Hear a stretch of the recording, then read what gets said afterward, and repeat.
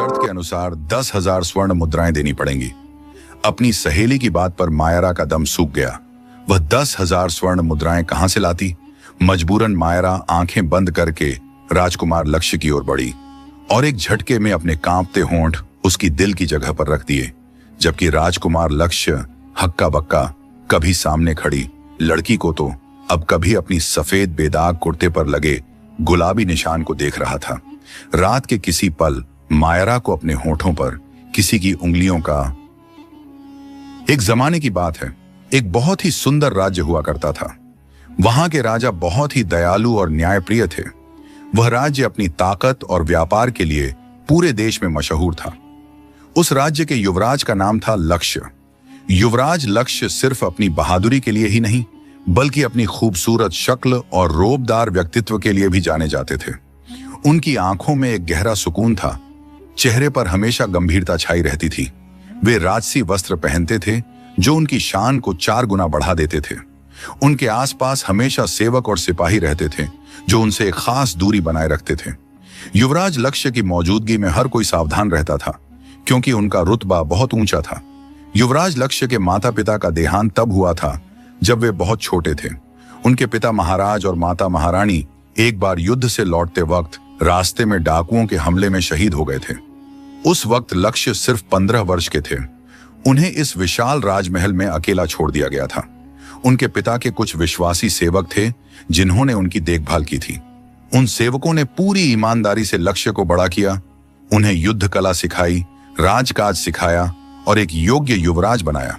लेकिन फिर भी लक्ष्य के दिल में एक अजीब सा खालीपन था। माता पिता का प्यार उन्हें कभी नहीं मिला। वे जैसे जैसे बड़े होते गए, उनके अंदर किसी के ध्यान और प्यार पाने की चाहत बढ़ती चली गई। लोग उन्हें देखते थे, लेकिन उन सब की नजरों में कुछ ना कुछ स्वार्थ छुपा होता था।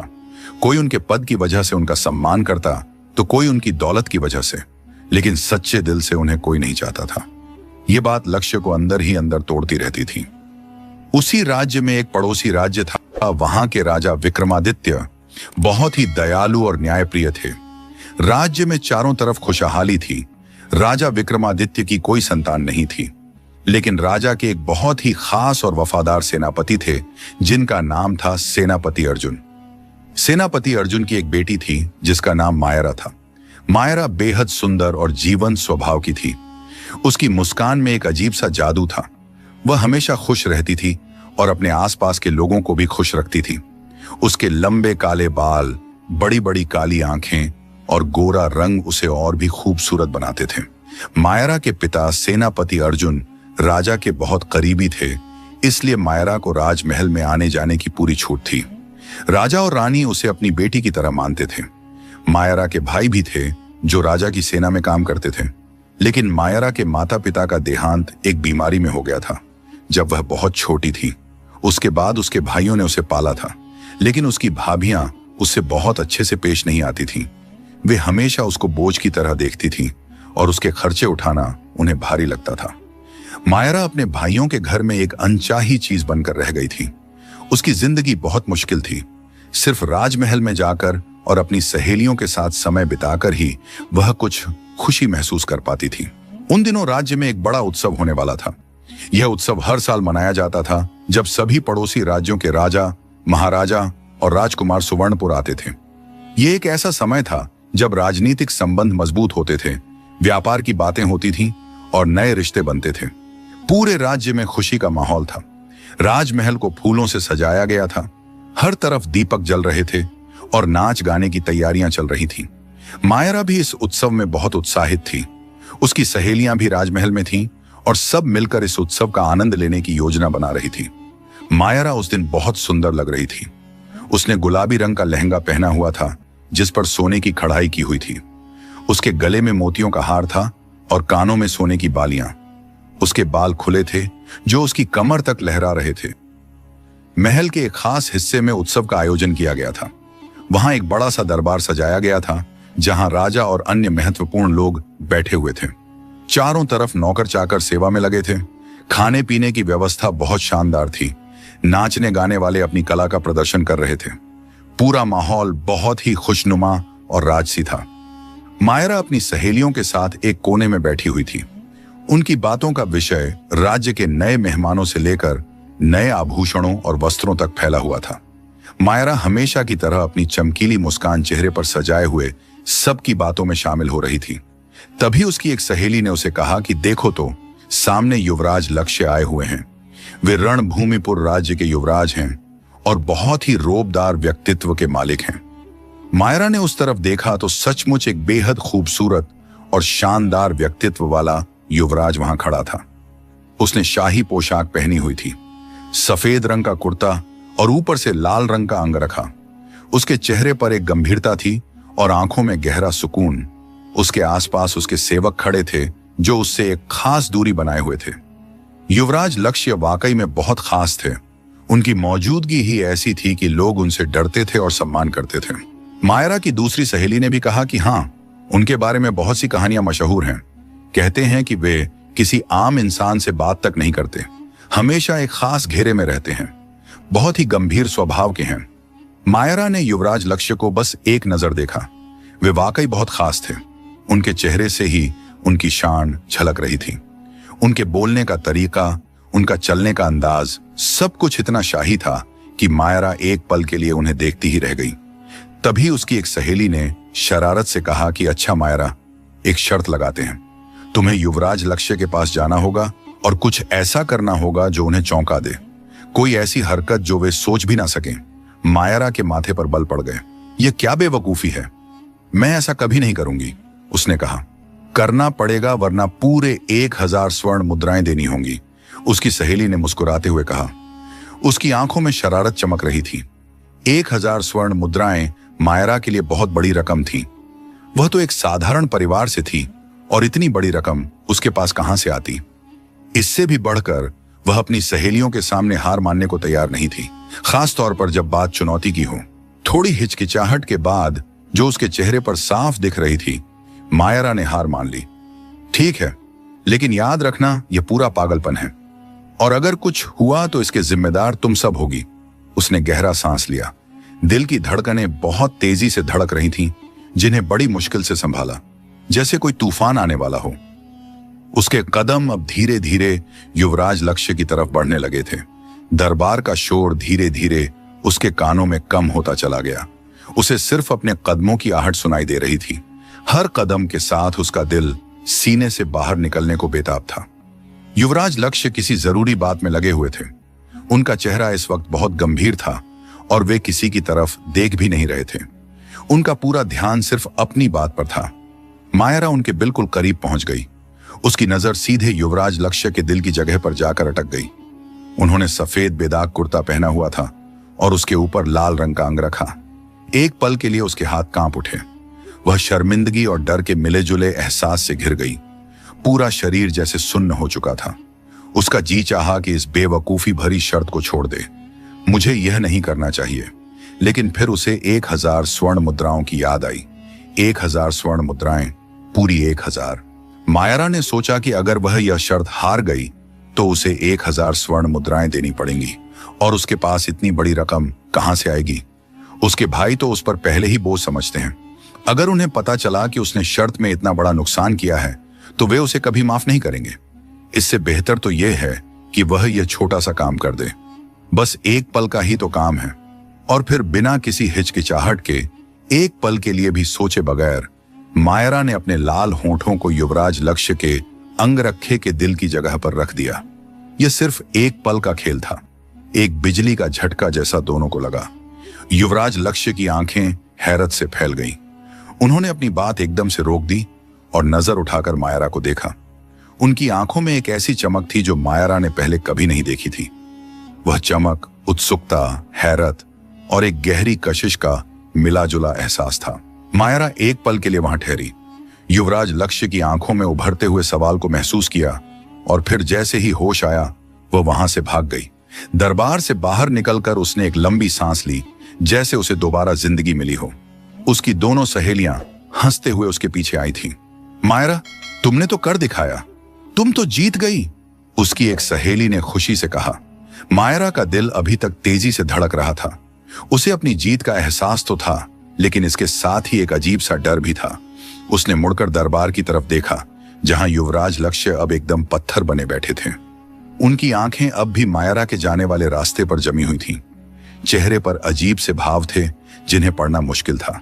मायरा को लगा उसने कोई बड़ी गलती कर दी है, कोई ऐसी गलती जिसके नतीजे अभी उसे मालूम नहीं थे। यह सिर्फ एक पागलपन की शर्त थी, लेकिन उसे क्या खबर थी कि यह वह पल था जो कभी कभी पूरी जिंदगी को बदल कर रख देता है।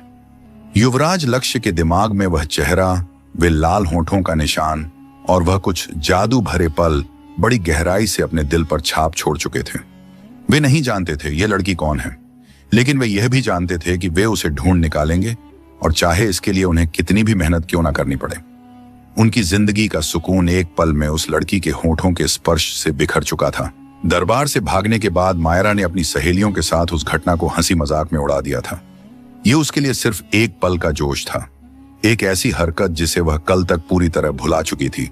उसके रोजमर्रा के काम जारी रहे। वह राजमहल में अपनी सेवा में लगी रहती, अपनी सहेलियों के साथ समय बिताती और अपने आने वाले कल के सपने सजाती। लेकिन उसे क्या खबर थी कि उसकी छोटी सी हरकत ने राज्य के सबसे ताकतवर युवराज के दिमाग में एक तूफान मचा दिया है। युवराज लक्ष्य के लिए मायरा सिर्फ एक पल नहीं थी, बल्कि एक ऐसा निशान थी जो उनके दिमाग में गहराई से उतर चुका था। उन्होंने अपनी जिंदगी में हर चीज पर पूरी तरह नियंत्रण रखना सीखा था, और फिर मायरा का यूं अचानक आना और फिर यूं गायब हो जाना उनकी बर्दाश्त के बाहर था। यह उनके अहम को ठेस पहुंचाने के साथ साथ उनके अंदर की उत्सुकता को भी चरम पर ले जा चुका था। आखिर वह लड़की कौन थी? उसके इतने करीब आने का और फिर उन्हें इस तरह छूने का क्या मतलब था? युवराज लक्ष्य ने अपने मुख्य सेवक को बुलाया, जो उनके हर आदेश को बिना पूछे पूरा करता था। मुझे उस लड़की की सारी जानकारी चाहिए जो कल दरबार में मेरे पास आई थी। उसका नाम, उसका परिवार, उसका घर, सब कुछ। और यह सब मुझे आज रात तक चाहिए। युवराज लक्ष्य की आवाज में ऐसी सख्ती थी जो उनके सेवक ने कम ही सुनी थी। युवराज लक्ष्य ने किसी भी जानकारी को छोड़ने का इरादा नहीं किया था। उन्होंने अपने ऊंचे रुतबे का इस्तेमाल किया जो राज्य में बेमिसाल था।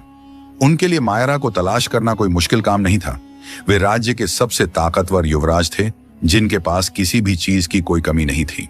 कुछ ही घंटों में ही मायरा की सारी जानकारी, उसके पिता का नाम, उसका परिवार, उसके घर का पता, यहां तक कि उसके भाइयों की जानकारी तक सब उनके सामने मौजूद थी।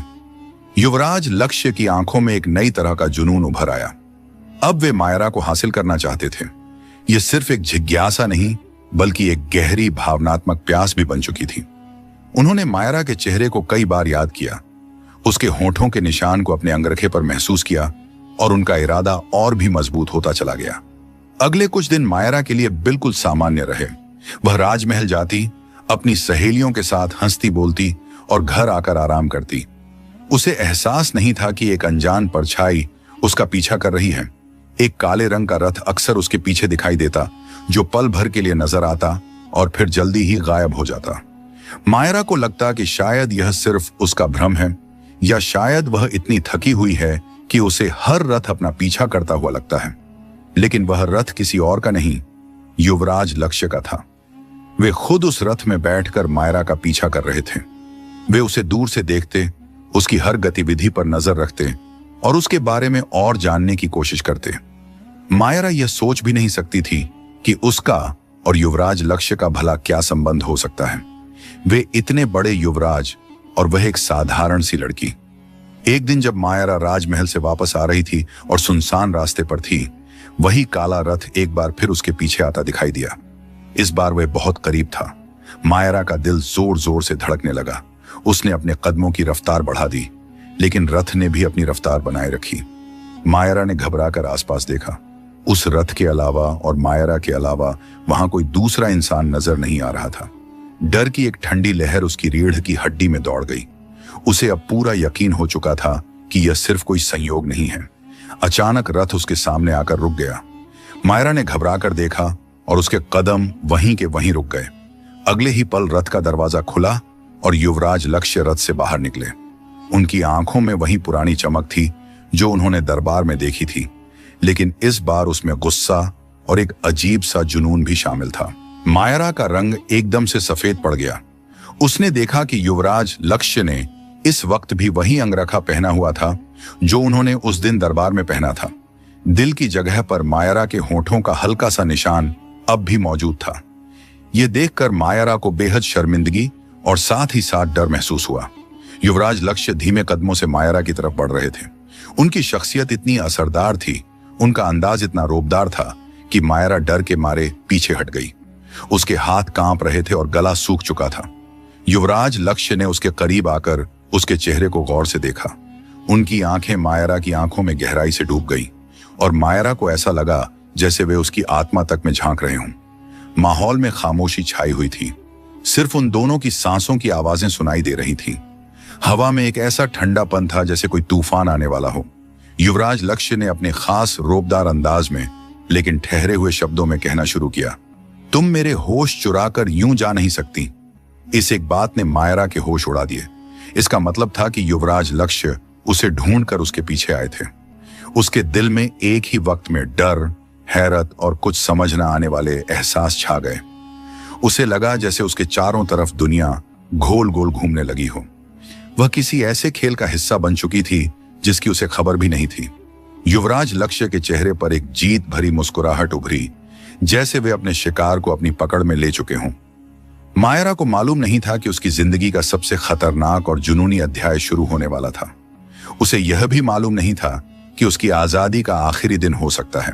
मायरा की आंख खुली तो वह किसी अनजान सी जगह पर एक अजनबी कमरे में थी। उसके सिर में तेज दर्द हो रहा था और उसे चक्कर भी आ रहे थे। आखिरी बात जो उसे याद आई वह सुनसान रास्ते पर युवराज लक्ष्य के साथ अकेली खड़ी थी और फिर उनकी सख्त मजबूत पकड़ और एक तेज झटका। उसके बाद धीरे धीरे सब कुछ उसकी आंखों के सामने धुंधला होता चला गया था। उसे याद नहीं था कि वह कब बेहोश हुई, यहां कैसे लाई गई, उसके साथ क्या हुआ। वह कमरा बहुत खूबसूरत था। हर तरफ कीमती फर्नीचर, रेशमी पर्दे, दीवारों पर महंगी कलाकृतियां सजी हुई थीं। हवा में किसी महंगे इत्र की खुशबू फैली हुई थी। सूरज की हल्की सी किरण खिड़की से अंदर आ रही थी, जो कमरे की शान और शौकत को और भी बढ़ा रही थी। उसने उठने की कोशिश की, लेकिन उसका सिर चकरा गया। जैसे ही उसकी नजर अपने कपड़ों पर पड़ी, उसका दिल जोर जोर से धड़कने लगा। उसने आज भी वही कपड़े पहने हुए थे जो उसने उस दिन दरबार में पहने थे। और फिर उसकी नजर बिस्तर के पास रखे हुए एक अंगरखे पर पड़ी। यह वही अंगरखा था जो युवराज लक्ष्य ने उस दिन दरबार में पहना था। और सबसे डरावनी बात यह थी कि उसके दिल की जगह पर मायरा के होठों का वह गुलाबी निशान अभी भी मौजूद था। यह देखकर उसे एक तेज झटका लगा, जैसे किसी ने उसकी रूह को खींच लिया हो। इसका मतलब था वह कोई सपना नहीं देख रही थी, बल्कि यह भयानक सच्चाई थी। वह युवराज लक्ष्य की कैद में थी। मायरा का सारा शरीर गुस्से और डर से बुरी तरह कांपने लगा। अभी वह अपने ख्यालों में डूबी थी कि दरवाजा खुला और युवराज लक्ष्य कमरे में दाखिल हुए। उनके चेहरे पर एक सुकून भरी मुस्कुराहट फैली थी, लेकिन उनकी आंखों में एक अजीब सी चमक अब भी चमक रही थी। जुनून और एक रहस्यमय मुस्कुराहट के साथ उनकी शख्सियत पहले से भी ज्यादा रोबदार लग रही थी। मायरा ने उन्हें देखकर गुस्से से मुंह फेर लिया। उसकी नसों में खून तेजी से दौड़ने लगा। ये सब क्या है? मैं यहां कैसे आई? आपने मुझे कैद किया है, उसने कांपती आवाज में सोचा। उसके मन में डर और गुस्से का मिलाजुला असर था। युवराज लक्ष्य ने एक पल के लिए मायरा को देखा। उनकी नजर मायरा के चेहरे पर जैसे जम सी गई, जैसे वे उसमें कुछ तलाश करने की कोशिश कर रहे हों। उनके चेहरे पर एक विजयी मुस्कान थी। तुम वहां से आई हो जहां तुम्हें नहीं आना चाहिए था, और अब तुम वहां हो जहां तुम्हें होना चाहिए, उन्होंने शब्दों को अजीब तरीके से कहते हुए सोचा। उनके अंदाज में बेहद सुकून था, जैसे वे कोई आम सी बात कर रहे हों। मायरा को लगा जैसे वे कोई पागल हैं। वह बिस्तर से नीचे उतरी। उसके पैर लड़खड़ा रहे थे। उसने संतुलन बनाए रखने की कोशिश की, लेकिन उसका शरीर काबू में नहीं था। मुझे यहां से जाने दीजिए, आप मुझे यूं कैद करके नहीं रख सकते। यह गलत है। मैं अपने भाइयों को बताऊंगी, वे आपको नहीं छोड़ेंगे। उसने मन ही मन चीखना शुरू कर दिया। युवराज लक्ष्य ने आराम से अपने हाथ पीछे बांधे और उसकी तरफ धीरे धीरे कदम बढ़ाए। उनके चेहरे पर कोई भाव नहीं था। कैद? यह कैद नहीं है मायरा, यह तुम्हारा नया घर है और तुम यहां अपनी मर्जी से रहोगी, चाहे तुम्हें इसका एहसास बाद में हो। उनकी आवाज में ऐसी ठंडक थी कि मायरा की रीढ़ की हड्डी में एकदम से सनसनी सी दौड़ गई। वह एकदम कमरे की दीवार से जा लगी। उसके पास अब भागने का कोई रास्ता नहीं था। आप पागल हैं, मैं आपको कभी माफ नहीं करूंगी, मायरा ने मन ही मन बेबसी से सोचा। युवराज लक्ष्य ने कदम और आगे बढ़ाए। उनके चेहरे पर एक गहरी मुस्कुराहट फैल गई जो मायरा को और भी ज्यादा डरा रही थी। तुम नहीं जानती कि मैं कौन हूं। इस राजमहल की दीवारें इतनी मजबूत हैं कि बाहर की दुनिया को अंदर की कोई खबर नहीं होती। और जहां तक तुम्हारे जाने का सवाल है, तुम अब मेरी जिंदगी से ऐसे नहीं निकल सकती। मैंने तुम्हें ढूंढा है और अब तुम मेरी हो। उनके शब्दों में ऐसा हक था कि मायरा सहम गई। उसने दरवाजे की तरफ भागने की कोशिश की, लेकिन युवराज लक्ष्य ने एक पल में ही उसका हाथ पकड़ लिया। उनकी पकड़ बहुत मजबूत थी। तुम कहीं नहीं जा रही और यही तुम्हारी किस्मत है, उन्होंने दोबारा कहा। इस बार उनकी आंखों में और भी ज्यादा तेज जुनून की लहरें दिखाई दे रही थीं। मायरा ने अपनी पूरी ताकत से हाथ छुड़ाने की कोशिश की, लेकिन वह सफल ना हो सकी। उसी पल उसे एहसास हुआ वह वाकई उनकी कैद में आ चुकी है। एक ऐसे युवराज की कैद में जिनकी आंखों में जुनून की आग भड़क रही थी और जिससे निकलना असंभव था। उसके दिमाग में सिर्फ एक ही ख्याल था, ये जुनूनी युवराज हैं और मैं इनके जुनून की कैद में आ चुकी हूं और बचाव का कोई रास्ता नहीं था। मायरा को युवराज लक्ष्य के साथ रहते कई दिन बीत चुके थे। इस विशाल राजमहल में उसकी कैद का असली रूप अब साफ हो चुका था। यह कोई आम कैद नहीं थी, बल्कि यह एक सोने का पिंजरा था जहां हर तरह के ऐशो आराम मौजूद थे। लेकिन सबसे कीमती चीज यानी आजादी वहां नहीं थी। मायरा के लिए कमरा किसी शाही अंदाज से कम नहीं था। कीमती फर्नीचर, रेशमी पर्दे और एक खूबसूरत झरोखा जो हरे भरे बगीचे की तरफ खुलता था, लेकिन झरोखे पर मजबूत जाली लगी हुई थी और दरवाजे के बाहर हर वक्त 2 पहरेदार मौजूद रहते जिनकी आंखों में सख्ती छाई रहती। मायरा ने कई बार दरवाजा खोलने की कोशिश की, चीख चीख कर मदद मांगी, लेकिन कोई फायदा नहीं हुआ। उसकी आवाज कमरे की मजबूत दीवारों से टकराकर वापस लौट आती और बाहर मौजूद पहरेदारों पर इस बात का कोई असर नहीं होता। शायद उन्हें ऐसे हालात से निपटने की शिक्षा दी गई थी। उसने झरोखे से कूदने की कोशिश की, लेकिन जाली इतनी मजबूत थी कि उसे हिलाना भी संभव नहीं था। उसे हर तरह से कैद का एहसास हो रहा था। युवराज लक्ष्य का व्यवहार बदलते हुए मौसम जैसा था। कभी बेहद स्नेहपूर्ण और कभी नरम अंदाज में पेश आते। उसके लिए महंगे कपड़े और आभूषण लेकर आते। उसे खुद अपने हाथों से खाना खिलाते और खुश रखने की हर संभव कोशिश करते। इन नरम पलों में मायरा को एक पल के लिए ऐसी उम्मीद लगती कि शायद यह युवराज इतने बुरे नहीं हैं। शायद वे उसे जाने देंगे, लेकिन अगले ही पल उनके रवैये में खतरनाक सख्ती आ जाती। वे साफ शब्दों में याद दिलाते कि वह उनकी मर्जी के बगैर नहीं जा सकती। अब यही उसकी जिंदगी का असल सच है। उनकी आंखों में वही जुनूनी चमक दोबारा उभरती जो मायरा को अंदर तक डरा देती और साफ कर देती कि यह कोई स्नेहपूर्ण युवराज नहीं, बल्कि एक जुनूनी पागल है। कई दिन इसी तरह गुजर गए। मायरा ने खामोश रहने की कोशिश की, यहां तक कि खाना पीना सब छोड़ दिया, लेकिन युवराज लक्ष्य ने उसे जबरदस्ती खुद अपने हाथों से खाना खिलाया। उसका ख्याल रखा, जिससे मायरा को और भी ज्यादा गुस्सा आया।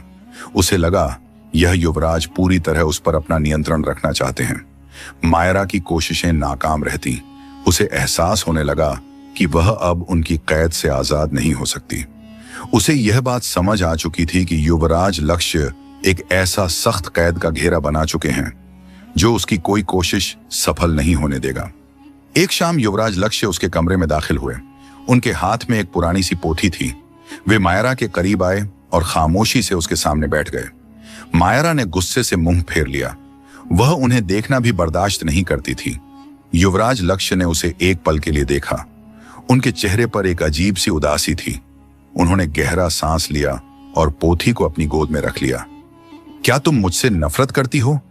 उन्होंने अचानक धीमी आवाज में मन ही मन सोचा। मायरा चौंकी और उनकी तरफ देखा। हाँ, क्योंकि आप एक गलत युवराज हैं। मुझे जबरदस्ती अपनी कैद में रखा हुआ है।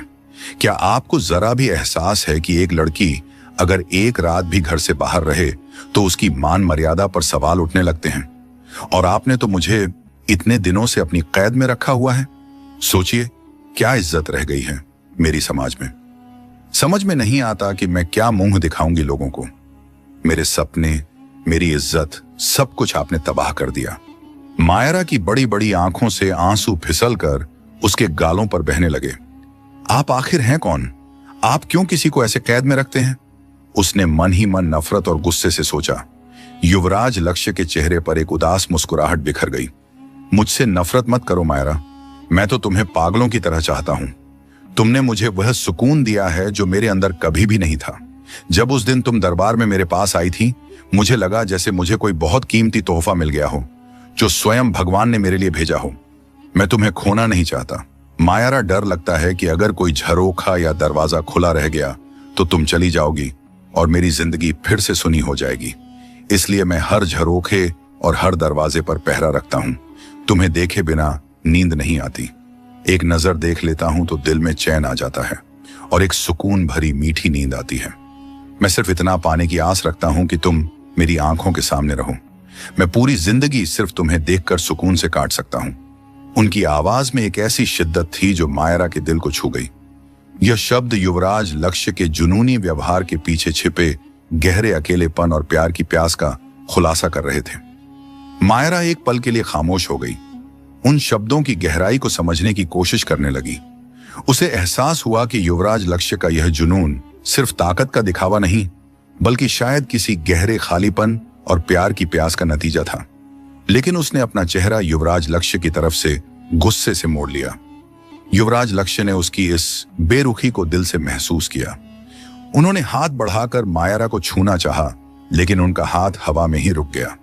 उन्होंने अपना हाथ पीछे कर लिया और एक गहरा सांस लेकर वे कमरे से बाहर चले गए। मायरा को युवराज लक्ष्य के साथ रहते काफी दिन बीत चुके थे। इस विशाल राजमहल में उसे अब हर बात की अनुमति मिल चुकी थी।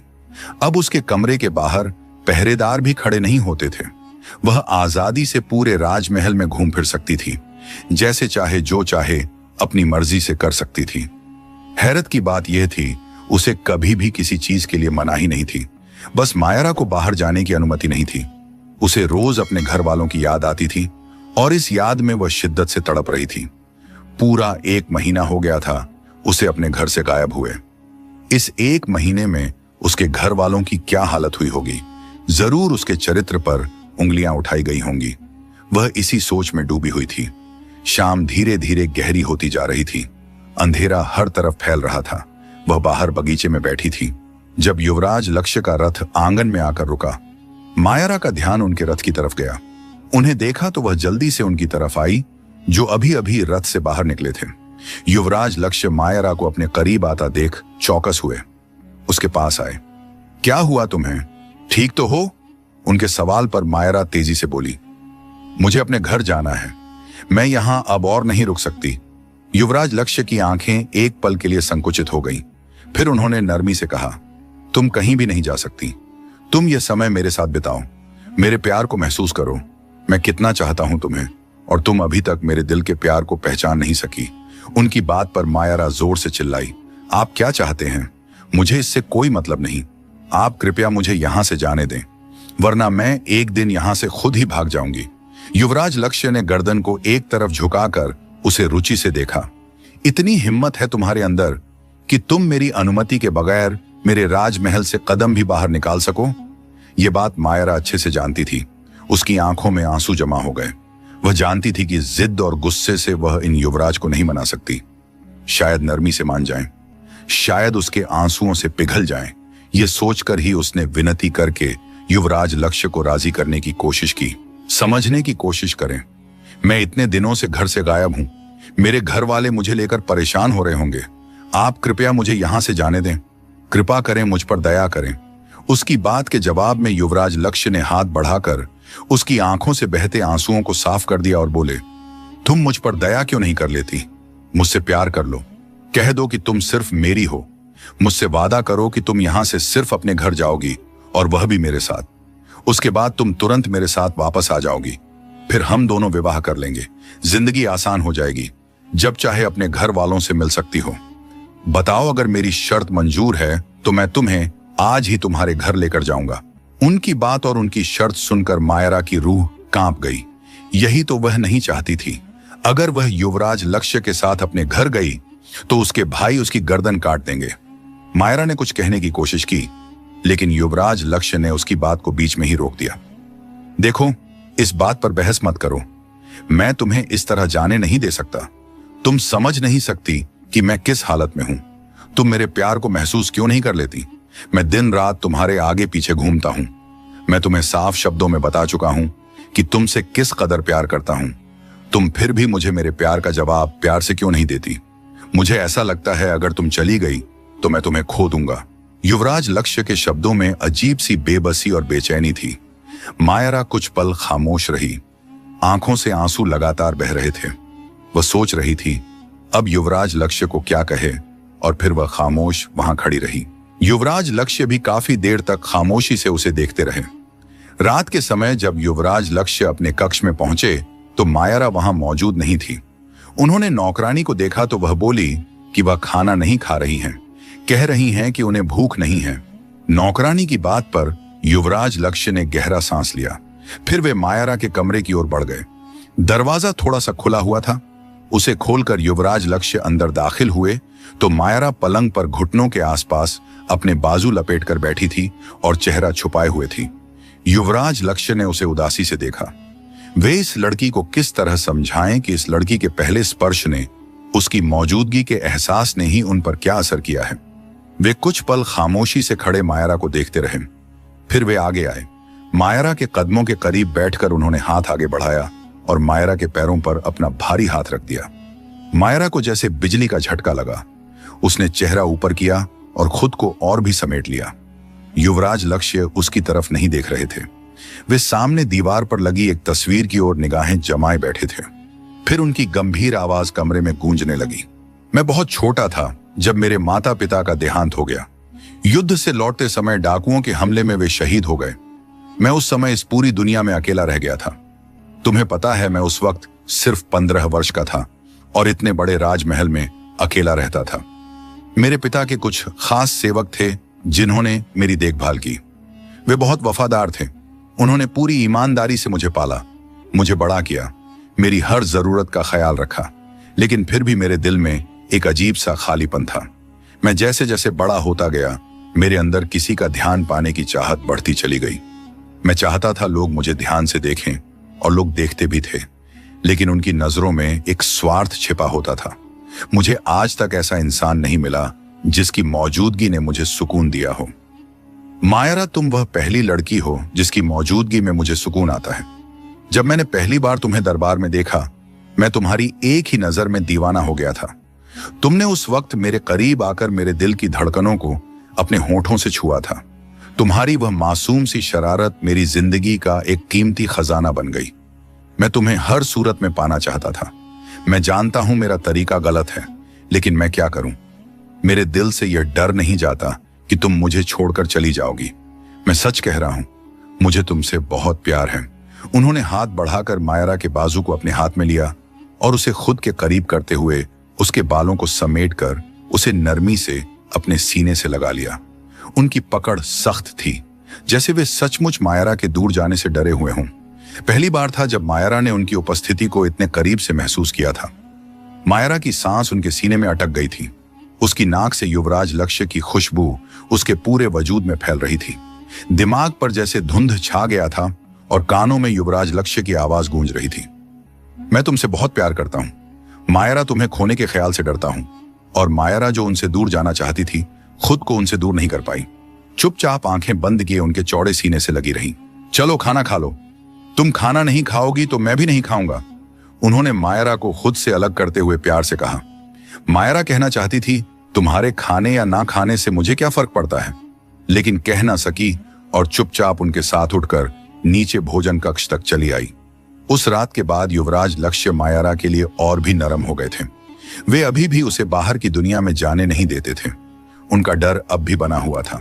मायरा चुपचाप रहती थी। युवराज लक्ष्य उसकी खामोशी को देखते तो उनके अंदर ही अंदर दिल में एक टीस उठती थी। वे जानते थे कि मायरा इस कैद में रहकर दुखी है, और इसलिए एक दिन उन्होंने फैसला किया कि वे मायरा को अपनी मौजूदगी में बाहर ले जाएंगे। और जब यह बात मायरा को पता चली तो उसे जैसे यकीन नहीं आया। उसने युवराज लक्ष्य को विश्वास न होने के भाव से देखा। युवराज लक्ष्य उसकी आंखों में इतनी हैरत देखकर धीमे से मुस्कुरा दिए। खूबसूरत चेहरे वाले ये युवराज मुस्कुराते हुए और भी आकर्षक लगते थे। मैं सच कह रहा हूं, आज हम बाजार जाएंगे।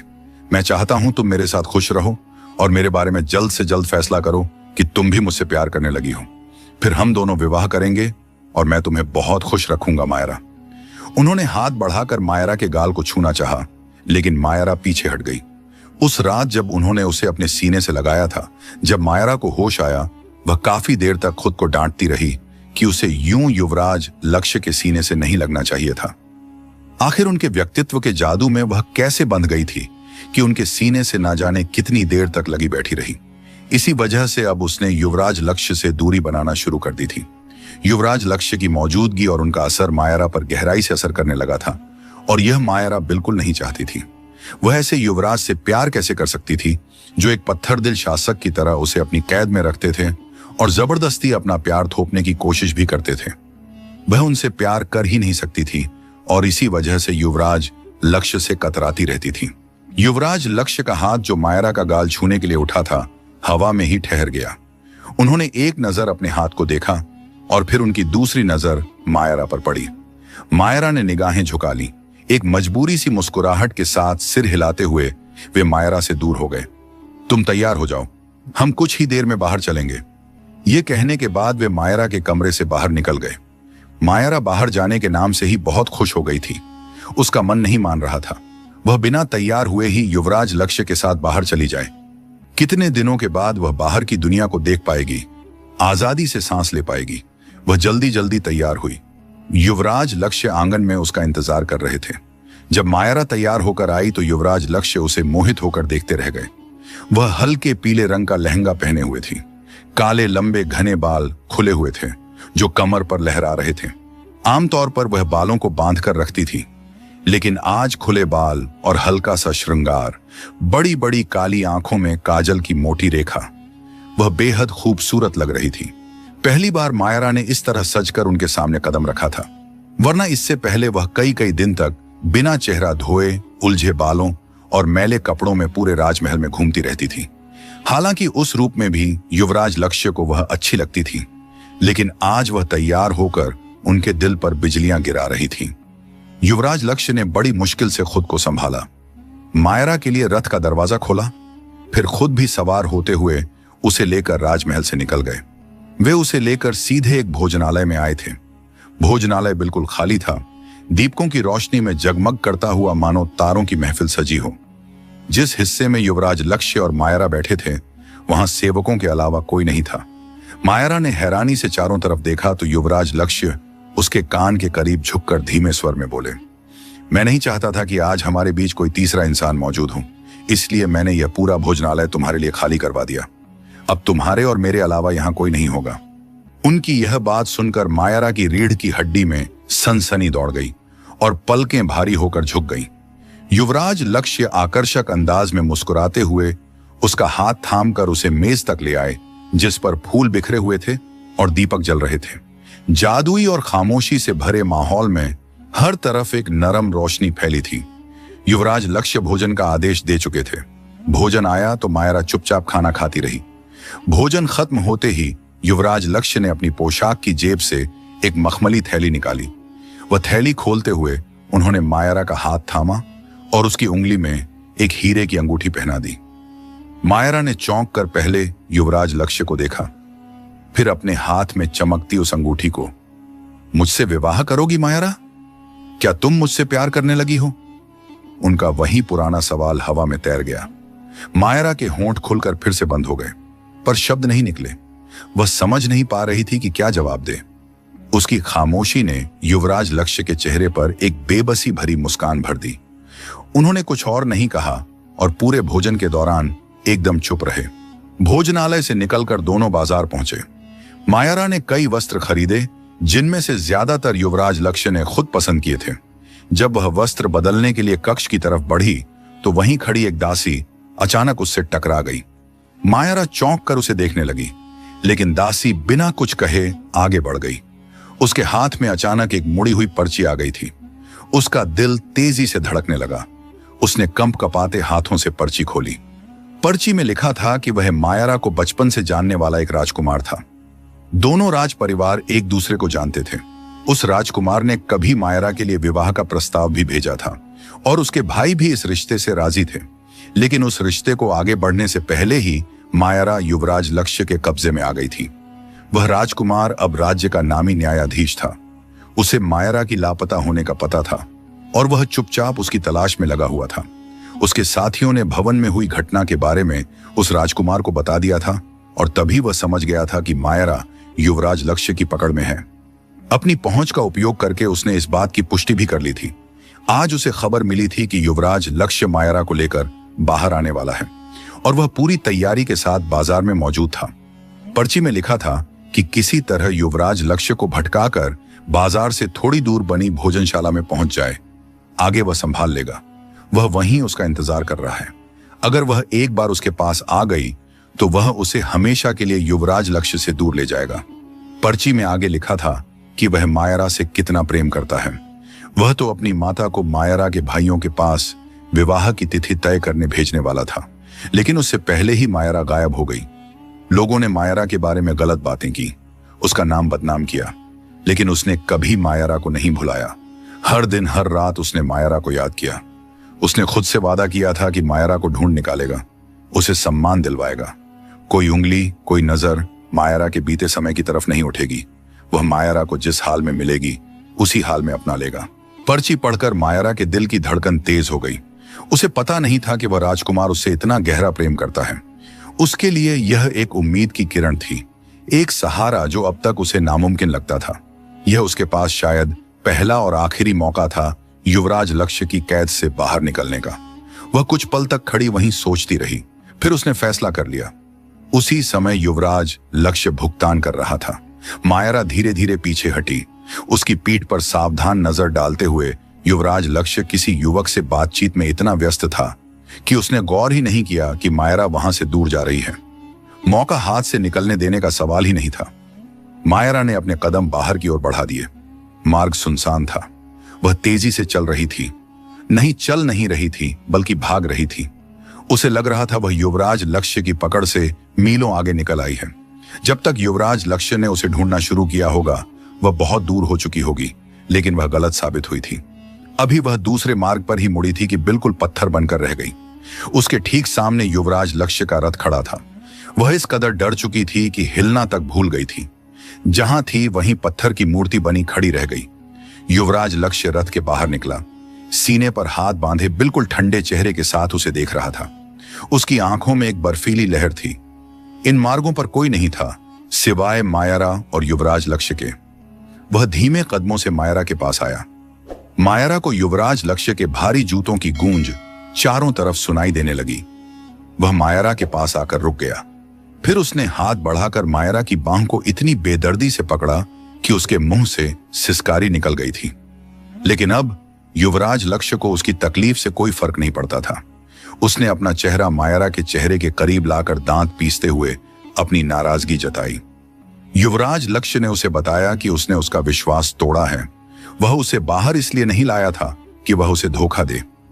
युवराज लक्ष्य ने स्पष्ट किया कि वह सिर्फ उसे परख रहा था। उसकी आंखें ठंडी हो गईं। उसे उस राजकुमार के बारे में सब पता था और यह भी पता था जब वह कक्ष में गई थी तब उसे एक दासी ने पर्ची दी थी। युवराज लक्ष्य ने बताया कि मायरा को जानकर हैरानी होगी कि वह बाजार उसका है और वह पर्ची मायरा तक पहुंचने से पहले उसके पास आई थी। वहां का हर सेवक उसका वफादार है। वह एक पल को रुका, फिर और ठंडे स्वर में उसे समझाया कि उसने बहुत बड़ी गलती कर दी है और इस गलती की सजा उसे बहुत जल्द मिलेगी। उसने झटके से मायरा को अपनी ओर खींचा और लगभग घसीटते हुए रथ में बिठाया। महल तक का सफर मायरा के लिए जैसे मौत का सफर था। उसकी हालत ऐसी थी कि काटो तो शरीर में लहू ना निकले। शरीर पत्थर, आंखें खामोश और आंसू भी सूख चुके थे। वह सोच भी नहीं सकती थी कि युवराज लक्ष्य का प्रभाव इस कदर फैला हुआ है। जैसे ही दोनों महल पहुंचे वहां का माहौल पूरी तरह बदल चुका था। बाहर उद्यान में पुरोहित जी बैठे विवाह की तैयारियों में लगे हुए थे। यह देखकर मायरा की रही सही जान भी निकल गई। यानी युवराज लक्ष्य पहले ही संदेश भिजवाकर विवाह के सारे इंतजाम करने का आदेश दे चुका था। मायरा ने डर से उसकी ओर देखा। युवराज लक्ष्य ने उसे बताया कि उनका विवाह अब भी होगा। बहुत समय दे दिया उसने मायरा को। अगर वह खुद के लिए कैद चुन रही है तो ठीक है, अब उसकी किस्मत में यही कैद है। उसकी आवाज और भी कठोर हो गई। युवराज लक्ष्य ने समझाया कि वह जानती है आज वह उसे बाहर क्यों ले गया था। अगर वह आज उसके साथ वफादार रहती तो वह उसे कभी भी कैद में नहीं रखता, वह खुद उसे बाहर जाने की अनुमति देता। लेकिन उसने उसका विश्वास तोड़ दिया। अब इस कैद को वह पूरी जिंदगी याद रखेगी। युवराज लक्ष्य ने कहा कि उसे उसके प्रेम की भाषा समझ नहीं आई, इसीलिए उसे अब सख्ती करनी पड़ रही है। या तो उससे खुशी खुशी विवाह कर ले या फिर अपने भाइयों को बर्बाद होता हुआ देखे। मायरा ने बेबस निगाहों से उस निर्दयी को देखा और अपने भाव प्रकट किए कि वह उसकी हर बात मानेगी। उसने हाथ जोड़कर विनती की। युवराज लक्ष्य ने ठंडेपन से जवाब दिया कि फिर अच्छे बच्चों की तरह विवाह के लिए तैयार हो जाए। यह कहकर उसने अपनी एक खास दासी को इशारा कर दिया। वह मायरा को लेकर कक्ष के अंदर चली गई। युवराज लक्ष्य ने उसे एक गठरी दी, वह भी दासी ने अपने हाथ में ले ली। कुछ समय के बाद वह उसे तैयार करके नीचे ले आई थी और मंडप में बिठा दिया। कुछ ही देर का खेल था और वह पूरे तौर पर युवराज लक्ष्य की हो चुकी थी। विवाह के बाद युवराज लक्ष्य उसे अपने साथ अपने कक्ष में लेकर आया था और मायरा के पांव कांपने लगे थे। उसका मन हुआ वह कहे कि वह अपने कक्ष में जाएगी, लेकिन युवराज लक्ष्य के चेहरे पर फैली सख्ती देखकर उसकी हिम्मत नहीं हुई। वह चुपचाप बेजान कदमों से उसके साथ उसके कक्ष में चली आई थी। जब वह स्नान करके बाहर आया तो मायरा शैया पर बैठी आंसू बहा रही थी। युवराज लक्ष्य ने होंठ भींचकर उसे देखा। फिर वह मायरा के पास आया। उसे एक झटके से अपने करीब करता हुआ वह उसकी गर्दन और फिर होंठों पर झुकता चला गया। उस पर अपनी तीव्रता बिखेरता जुनूनी अंदाज में अपने भाव व्यक्त करने लगा। युवराज लक्ष्य ने समझाया कि यह सब उसने अपनी मर्जी से किया है। वह मायरा के साथ यह सब नहीं करना चाहता था। वह तो उसके दिल में अपनी मोहब्बत के दीप जलाना चाहता था। उसके बाद ही उसे अपनी जिंदगी में शामिल करना चाहता था। बहुत लंबा इंतजार किया उसने। एक एक दिन, एक एक रात, एक एक पल गिन गिन कर गुजारे थे। वह प्रार्थना करता रहा कि कोई तो पल ऐसा होगा जब उसका प्रेम मायरा के दिल में जागेगा। इंतजार इतना लंबा हुआ कि पूरे 3 महीने गुजर गए, लेकिन मायरा के दिल में उसके प्रेम की कोमपल फूट न सकी। वह चाहता तो पहले दिन ही जबरदस्ती उससे विवाह करके उसके साथ यह सब कुछ कर सकता था, लेकिन वह यह सब कुछ जबरदस्ती नहीं करना चाहता था। वह चाहता था इन खूबसूरत पलों में मायरा उसके साथ रहे, पूरे दिल से, पूरे तन से, पूरे मन से।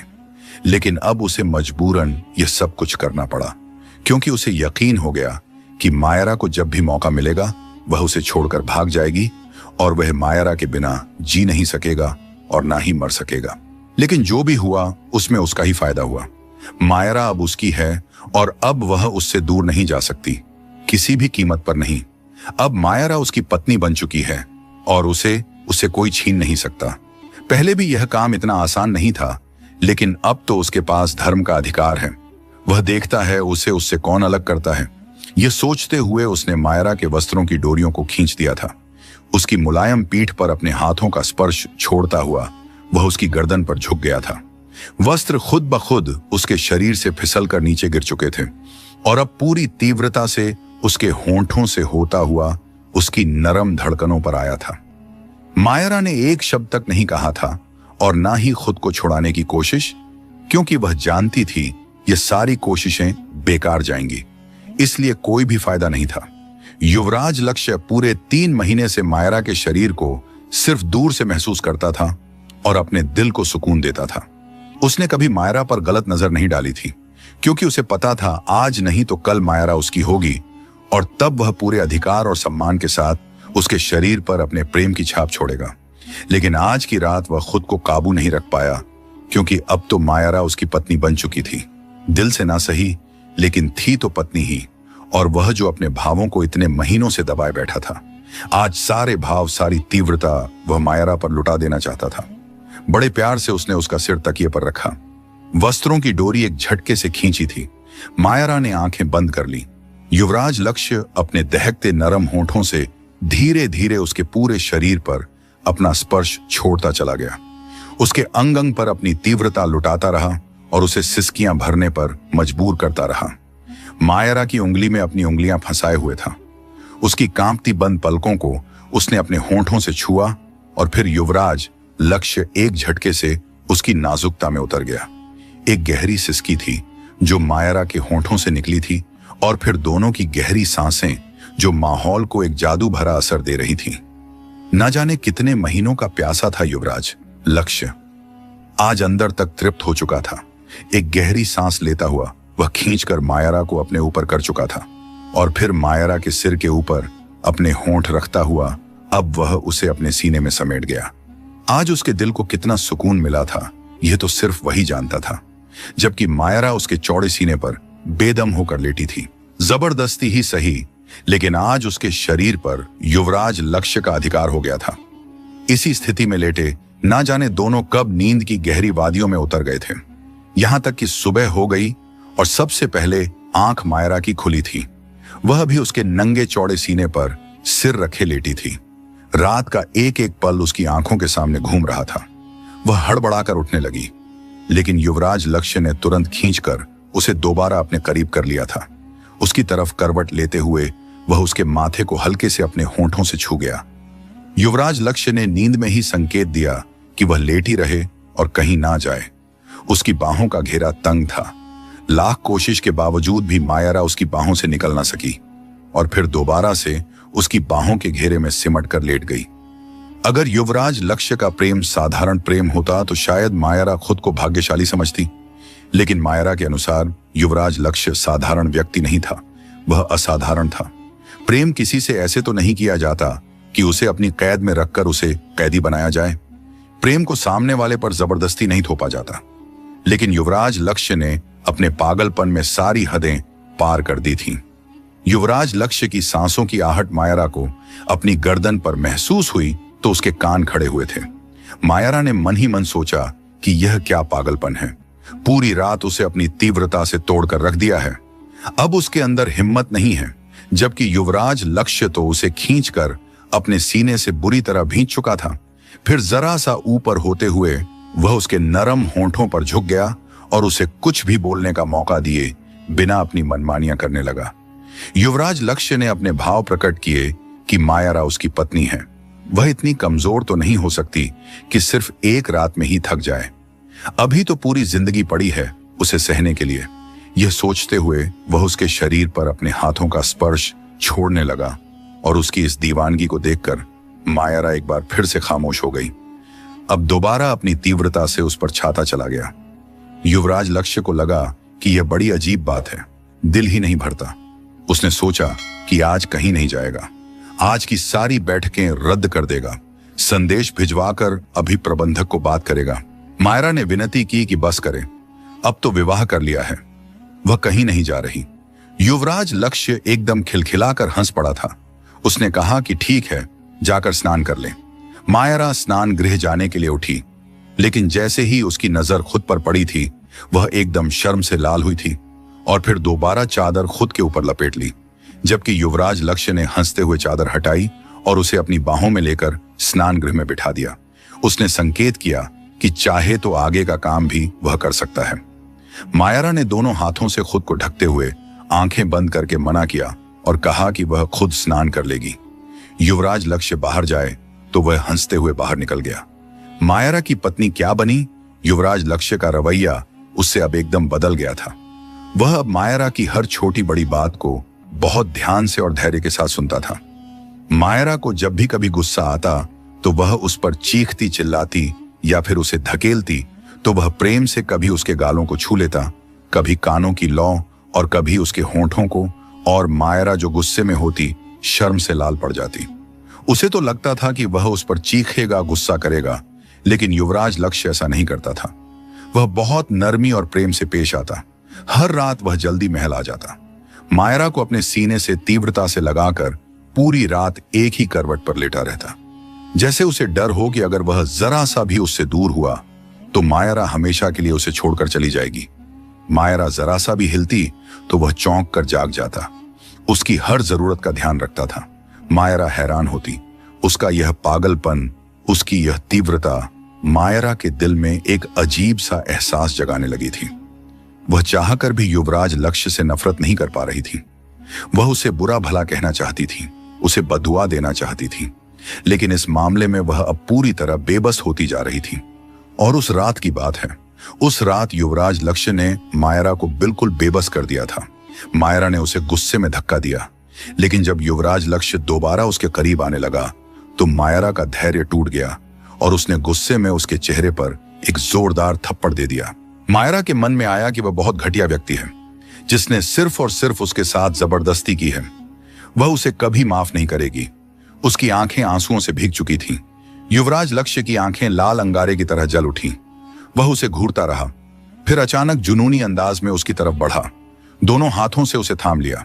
होंठ खुलने को थे लेकिन वह रुका। फिर एक झटके से मायरा को छोड़ दिया। उसकी आवाज भारी और दर्द से भीगी हुई थी। युवराज लक्ष्य ने स्वीकार किया कि हां, वह घटिया व्यक्ति है। उसका दोष सिर्फ इतना है कि उसने मायरा से प्रेम किया है। उसे खोने के ख्याल से वह डर जाता है। इतना डर जाता है कि मायरा को जबरदस्ती अपने पास रख लिया। हां, यही है उसका अपराध। वह तेज तेज सांसें लेने लगा। उसकी आंखों में पागलपन तैरने लगा। युवराज लक्ष्य ने कहा कि वह खोने से डरता है मायरा को, लेकिन मायरा को उससे क्या मतलब? मायरा को तो बस उसे ठुकराने में, उसे धिक्कारने में मजा आता है। मायरा को उसके प्रेम की तीव्रता नहीं दिखती, उसकी कोशिशें नजर नहीं आती। मायरा चाहती है कि वह मर जाए। यही चाहती है ना? अगले ही पल वह पागलपन में अलमारी की तरफ बढ़ा। मायरा की सांसें थम सी गईं और जब वह पलटा तो उसके हाथ में एक तलवार थी। मायरा की रूह जैसे उसके शरीर से निकल चुकी थी। युवराज लक्ष्य ने तलवार अपने गले पर रखी और उसकी आंखों में सीधे देखते हुए बुरी तरह चीखा। युवराज लक्ष्य ने कहा कि अगर मायरा को उसका प्रेम नफरत लगता है तो आए और खत्म कर दे ये कहानी, अभी इसी पल। लेकिन नहीं रुके। वह खुद ही मायरा की यह मुश्किल आज आसान कर देगा। मायरा की उससे जान छूट जाएगी, क्योंकि जीते जी वह मायरा को खुद से अलग नहीं कर पाएगा, लेकिन मरने के बाद मायरा खुद ही उससे अलग हो जाएगी। यह सोचते हुए युवराज लक्ष्य ने तलवार को अपने गले पर और कसकर रखा था। मायरा की सांसें जैसे थम सी गई थीं। उसका शरीर पत्थर की तरह एक ही जगह पर जम चुका था। लेकिन अगले ही पल जैसे उसकी नसों में जान लौटी थी, वह एकदम दौड़कर युवराज लक्ष्य के पास पहुंची और उसके हाथ से तलवार छीनकर दूर कक्ष के कोने में फेंक दी। तलवार दीवार से टकराकर जमीन पर गिर चुकी थी। मायरा ने झपटकर युवराज लक्ष्य का वस्त्र पकड़ा, उसे जोर से झकझोरते हुए एक थप्पड़ उसके गाल पर दे दिया और रोते रोते चीख पड़ी। मायरा के मन में आया कि वह पागल है और वह उसके साथ एक पल भी नहीं रहेगी। वह उसे छोड़कर चली जाएगी। यह सोचकर वह फूट फूट कर रो पड़ी। लेकिन अजीब बात यह थी कि वह रोते रोते खुद को युवराज लक्ष्य के चौड़े सीने से चिपका चुकी थी। युवराज लक्ष्य तो सांस लेना भूल गया था। कुछ पल तक कक्ष में सिर्फ मायरा की सिसकियां गूंजती रहीं।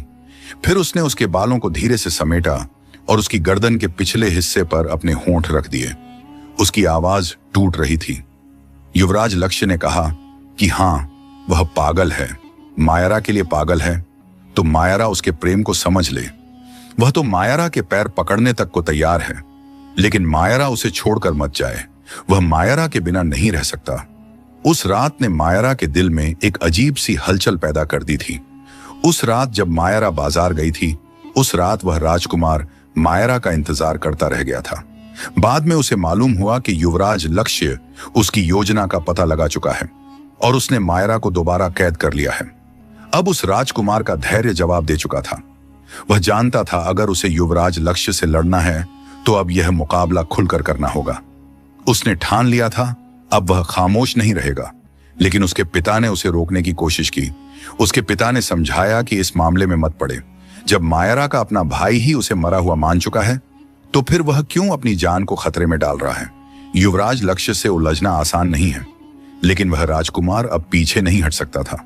उसने सोचा कि वह अब युवराज लक्ष्य के महल पर जाएगा, उससे मिलेगा, उसे बताएगा कि वह कौन है। वह मायरा को उसके पास इस तरह नहीं छोड़ सकता। उसके भाई चाहे कुछ भी कहें, लेकिन वह मायरा को युवराज लक्ष्य के साथ नहीं रहने देगा। अब यह लड़ाई सिर्फ मायरा के लिए नहीं थी, यह उस राजकुमार की अपनी लड़ाई बन चुकी थी जिसे वह हर हाल में जीतना चाहता था। लेकिन उसके माता पिता ने एक और सवाल दाग दिया जिसने उसे कुछ पल के लिए खामोश कर दिया।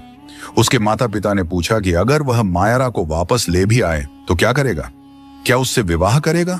और क्या जवाब देगा समाज को जब लोग कहेंगे कि यह तो वही राजकुमारी है जिसने कई रातें पराए पुरुष के महल में गुजारी हैं। बेटा इस दलदल में कूदेगा तो कीचड़ सिर्फ तुम पर गिरेगा। समझ लो तुम्हारे हाथ कुछ भी नहीं आएगा। जो हो रहा है उसे होने दो और उस राजकुमारी को भूल जाओ। उनकी बात सुनकर उस राजकुमार की आंखें झुक गईं और कक्ष में एक अजीब सी चुप्पी फैल गई। उसने अपने पिता को कोई जवाब नहीं दिया। लेकिन इस बात ने उसे सच में सोच में डाल दिया था कि अगर मायरा वापस आ भी गई तो क्या वह अब भी उसका हाथ थामेगा। पहले तो उसने बड़े बड़े वादे किए थे खुद से कि जब मायरा उसे जैसी भी हालत में मिलेगी वह उसे स्वीकार कर लेगा। लेकिन अब तो मायरा को घर से गायब हुए पूरे 3 महीने से भी ज्यादा का समय हो गया था, और इन 3 महीनों में मायरा के साथ युवराज लक्ष्य ने क्या कुछ नहीं किया होगा। क्या वह अब भी मायरा को अपना सकेगा?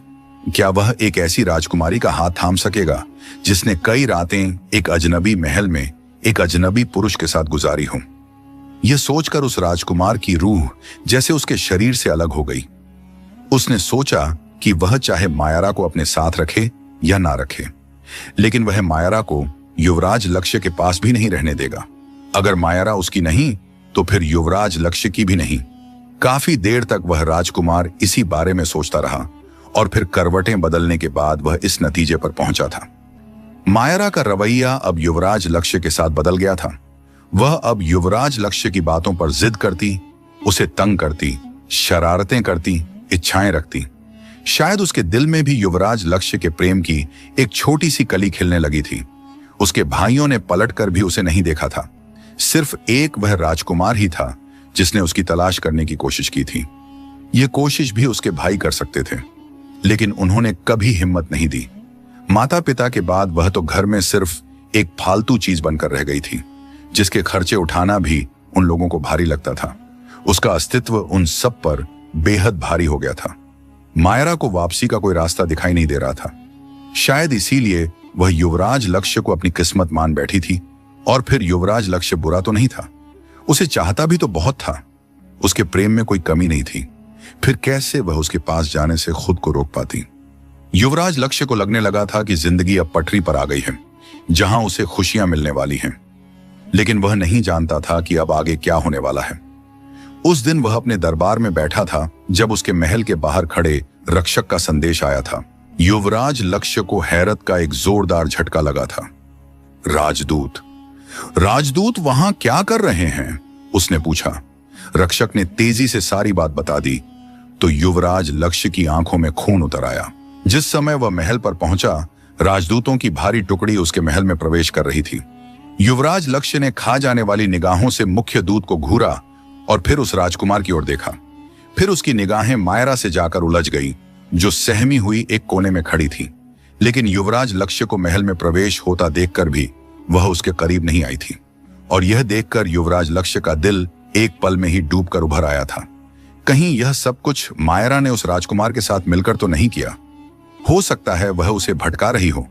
अचानक ही उसके दिल में यह विचार आया था, तो वह अंदर ही अंदर जैसे टूटने लगा। अगर इस सब में मायरा शामिल है तो वह आज खुद को खत्म कर देगा। उसने अपने मन ही मन में फैसला कर लिया था। फिर वह उस राजकुमार की तरफ बढ़ा और खा जाने वाली निगाहों से उसे घूरते हुए पूछा कि वह उसके महल में क्या कर रहा है।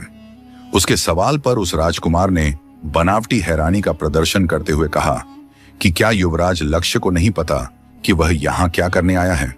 उस राजकुमार ने कहा कि युवराज लक्ष्य ने उसकी मंगेतर को यहां कैद करके रखा हुआ है।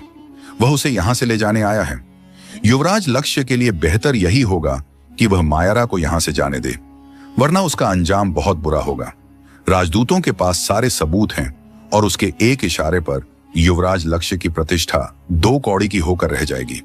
युवराज लक्ष्य ने उसकी बात पर खामोशी से निगाहें झुकाईं और फिर उसके होंठ एक ठंडी मुस्कान से फैल गए।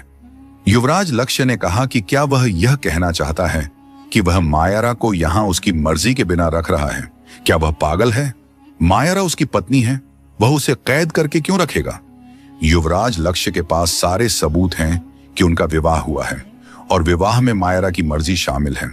और अगर वह राजकुमार मायरा को लेकर जाना चाहता है तो युवराज लक्ष्य उससे उसकी मर्जी पूछना चाहता है।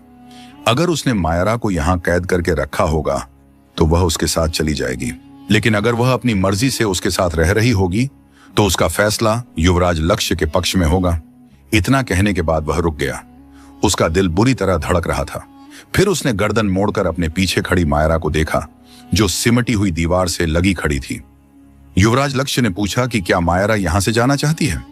उसके सवाल पर मायरा ने सिर उठाकर युवराज लक्ष्य की आंखों में देखा और तभी वह राजकुमार बोला कि मायरा को डरने की जरूरत नहीं है। वह उसके साथ है। युवराज लक्ष्य उसे कुछ भी नहीं कह सकेगा। उस राजकुमार ने कहा कि मायरा उसके साथ चले, इस कैद से बाहर जहां यह खुला माहौल उसका इंतजार कर रहा है। यह जो भी बकवास कर रहा है इसे करने दे। मायरा बिल्कुल भी मत डरे। वह राजकुमार अपनी बात कहकर उसकी ओर बढ़ने लगा, लेकिन फिर उसके कदम पत्थर के हो गए और युवराज लक्ष्य का दिल जैसे धड़कना भूल गया। मायरा ने कहा कि युवराज लक्ष्य सच कह रहे हैं। वह उनकी पत्नी है और वह उनके साथ अपनी मर्जी से रह रही है। उन्होंने उसे कैद नहीं किया, बल्कि वह तो उससे बहुत प्रेम करते हैं। वह धीरे धीरे चलती हुई युवराज लक्ष्य के पास आई थी। उसके सामने आकर उसने हाथ बढ़ाकर युवराज लक्ष्य के दोनों हाथ थाम लिए और उसकी आंखों में आंखें डालकर बोली कि युवराज लक्ष्य वह सच कह रही है, वह उससे प्रेम करते हैं। और यही वह पल था जब युवराज लक्ष्य की आंखों में पहली बार नमी दिखाई दी और मायरा भी रो पड़ी। युवराज लक्ष्य ने उसे कसकर सीने से लगा लिया। उसने कहा कि वह मायरा से अपनी जान से भी ज्यादा प्रेम करता है। वह मायरा से दूर नहीं रह सकता। मायरा ने आज उसे एक नई जिंदगी दी है। वह उसे अपने सीने से तीव्रता से लगाए रोती हुई आवाज में बोल रहा था, जबकि उधर उस राजकुमार का चेहरा एकदम से धुआं धुआं हो गया था। मुख्य राजदूत ने उस राजकुमार को देखा जिसके पास अब कहने के लिए कुछ भी नहीं था। युवराज लक्ष्य के प्रेम ने मायरा का दिल जीत लिया था। शायद वह उससे नफरत करने की कोशिश में प्रेम कर बैठी थी। जब वह राजकुमार और राजदूत युवराज लक्ष्य के महल से निकल गए तो मायरा ने धीमी आवाज में कुछ कहा और फिर अपना चेहरा उसके सीने में छुपा लिया। युवराज लक्ष्य ने एक सुकून भरी मुस्कुराहट के साथ अपनी आंखें बंद कर लीं। वह सुकून जो उसकी जीत का सबूत था। मायरा पूरी तरह उसकी हो चुकी थी। समय ने उसके दिल में उसके प्रेम को खुद ही उतार दिया था। युवराज लक्ष्य जीत गया था। इतनी मुश्किलों के बाद युवराज लक्ष्य ने आखिरकार अपने प्रेम को सच्चे तौर पर पा ही लिया था।